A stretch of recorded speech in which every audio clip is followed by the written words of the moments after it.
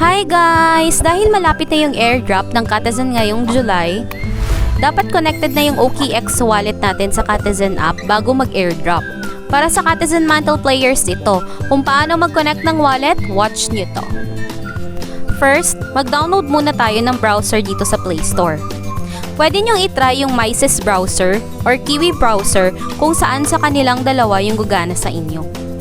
Next, open lang natin yung Kiwi browser or kung anong browser yung gumana sa inyo. Search lang natin yung Telegram. Click mo yung web.telegram.org. Tapos make sure na naka-check yung desktop site. Tapos uncheck naman yung block ads. Tapos mag-login lang tayo sa Telegram account natin. Pag naka-login ka na, open mo lang yung Katazen Mantle. I-launch mo lang siya.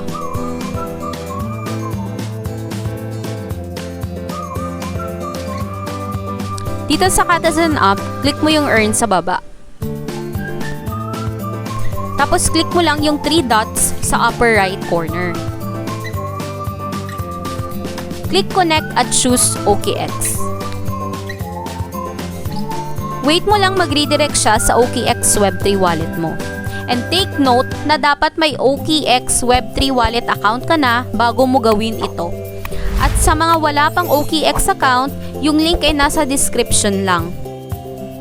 Connect wallet mo lang at antayin mo lang mag-connect. Click mo lang yung try again pag medyo matagal siyang mag-connect. Tapos, connect wallet ulit.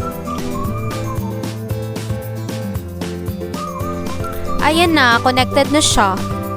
And guys, follow, like, and share nyo na para makatulong din sa iba. Salamat!